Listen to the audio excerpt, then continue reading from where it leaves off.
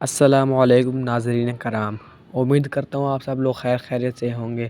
آج کی اس ویڈیو میں ہم اقوال زرعی بیان کرنے والے ہیں جنہیں اگر آپ اپنے دل سے سوچیں تو وہ آپ کی زندگی پر گہرا اثر ڈال سکتے ہیں اور آپ کی زندگیوں کو گناہوں سے پاک اور تبدیل کر سکتے ہیں، آپ کو کامیاب انسان بنا سکتے ہیں۔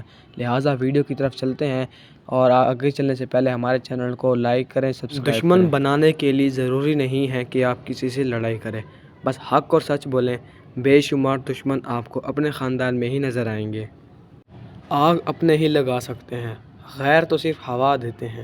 لوگ ہماری اچھائی کے بارے میں پوری تصدیق کرتے ہیں اور برائی پر بلا تصدیق اور بنا سوچے سمجھے یقین کر لیتے ہیں۔ پریشانی میں مذاق اور خوشی میں طعنہ مت دو، کیونکہ اس سے رشتوں میں محبت ختم ہو جاتی ہے۔ جو صرف تمہاری اچھی حالت کا دوست ہو اور آڑے وقت میں کام نہ آئے، اس سے بچنا چاہیے، کیونکہ وہ سب سے بڑا دشمن ہے۔ قیامت کے دن تمام کرنسیاں فیل ہو جائیں گی، صرف محمد صلی اللہ علیہ وآلہ وسلم کی محبت کا سکہ چلتا رہے گا۔ تنقید سے پہلے تحقیق، الزام سے پہلے ثبوت اور اختلاف سے پہلے دلیل رکھنا اعلیٰ شخصیت کی علامت ہے۔ حضرت علی کا اقوال ہے، ہر بات پر ہاں میں ہاں ملانا منافقوں کی عادت ہے۔ حضرت علی رضی اللہ تعالیٰ عنہ نے فرمایا، اگر کامیابی چاہتے ہو تو نمازی بن جاؤ، کیونکہ تمہاری نماز کے بغیر کوئی بھی کامیابی ممکن نہیں ہے۔